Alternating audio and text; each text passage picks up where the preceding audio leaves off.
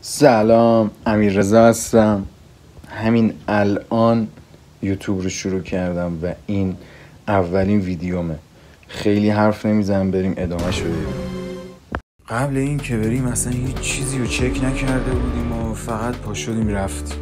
یهو دیدیم چادر خرابه. دوتایی نشستیم با عرف دوختیمش و یه پروسه چند ساعته رو پشت سر گذاشتیم. پسر وای، ویو رو ببین. تولدم هم بود اون روز. اینجا من و عرف پشمامون ریخته بود. تو مسیر رفت پشت سرمون رو ندیده بودیم و وقتی برگشتیم پشت سرمون رو که دیدیم اون کوههای اون پشت، یه منظره خیلی عجیبی بود. با خورشیدم خیلی داشتیم حال میکردیم. کلن سوختیم. چهره‌ها خیلی داغون شده به سر. Son of Mitra.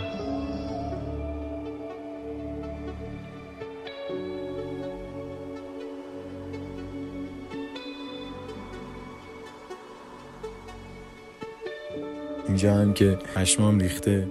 پشمام همیشه اسپیکر مسئولیتش به عهده منه. حتی آهنگ گذاشتنم معمولا من میذارم. این سنجاقک ها هم مثل این هواپیماهای ملخی قدیمی.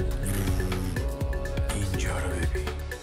رفتیم شب یه جای دیگه‌ای بخوابیم، زیارت و اینا. صدای حیوونا رو پشمامون ریخته بود. همه جا تاریک. امیدوارم صداشون بیاد تو فیلم بیافت. عرفشون موهاشم بلند و فر بود، دوستشم تیر است، شبیه تارزانه.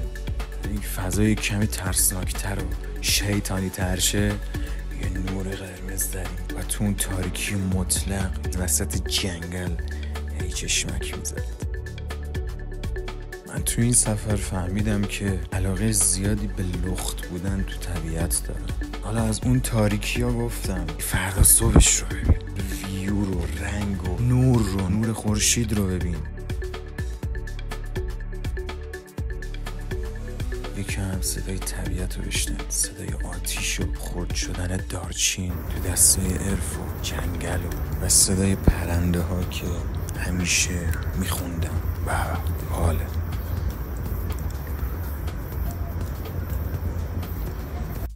حتی پاهم رو هم لخت کرده بودم و با پای لخت توی جنگل حس میکنی که یه نئاندرتالی که تو جنگل داری زندگی میکنی. رفته بودم تو فکر و داشتم سفر بعدی رو تو ذهنم میساختم که باید کجا برم که فیلم اون رو هم بعداً میذارم. سفر من به جنوب با یه آدم غریبه. یه قسمت هایش رو هم آخر همین ویدیو گذاشتم.